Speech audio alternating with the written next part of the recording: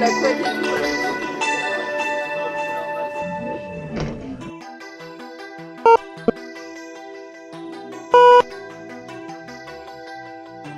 La Game Jam est un moment un peu important du festival.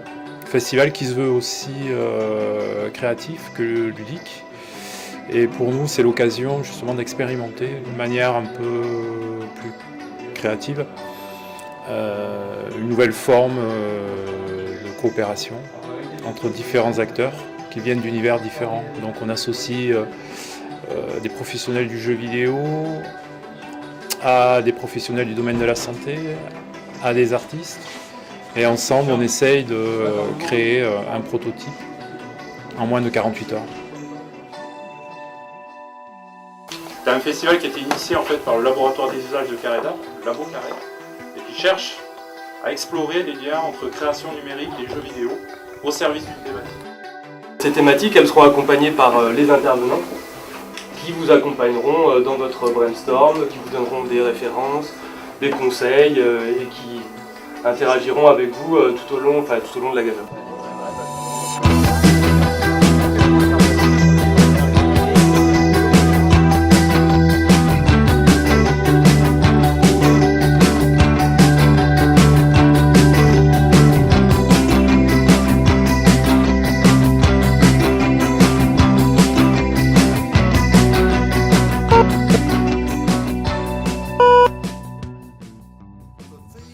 À la Ramav, c'est une clinique de rééducation basse vision où en fait en ce moment on travaille sur la thématique réalité virtuelle et nouvelles technologies dans la rééducation des patients. Donc en fait on veut immerger le patient dans un univers virtuel pour accompagner la mise en situation dans des finalement en milieu urbain ou milieu domestique de manière beaucoup plus rapide.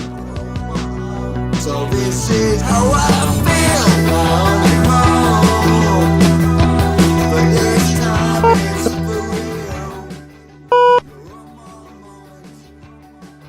La réalité virtuelle, la réalité augmentée sont des supports qui sont à prendre en compte pour la rééducation et on est relativement convaincu que ces jeux, cette réalité virtuelle va nous aider à proposer aux patients des programmes qu'ils vont pouvoir importer chez eux et auxquels ils vont pouvoir jouer seuls ou en famille, en réseau et peut-être par là maintenir une activité physique, c'est-à-dire lutter contre la sédentarité qui est un facteur de risque monstrueux de handicap, de séquelles, de consommation de soins.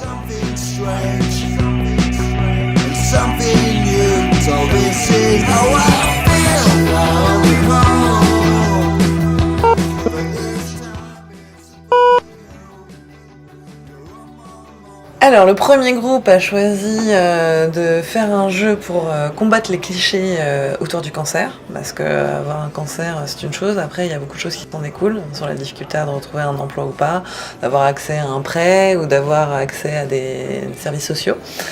Donc là c'est de sensibiliser à toutes les difficultés que peuvent rencontrer un patient. Et le deuxième groupe, ce serait plutôt un jeu défouloir pour exploser des cellules cancéreuses, passer le temps et un petit jeu d'arène comme ça pour se défouler.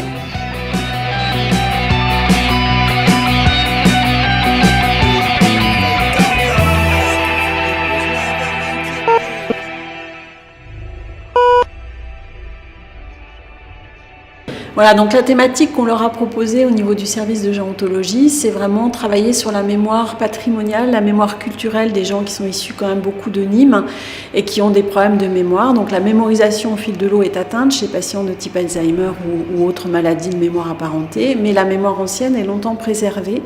Et donc travailler sur tout ce qui est mémoire identitaire, mémoire culturelle, c'est un challenge intéressant, surtout qu'on sait que dans la mémoire citadine qu'on utilise dans le quotidien, c'est très pourvoyeur d'apaisement. Donc j'aurais proposé de travailler sur un univers immersif, apaisant, dans lequel les personnes âgées pourraient donc se promener et puis réaliser des petites tâches très simples.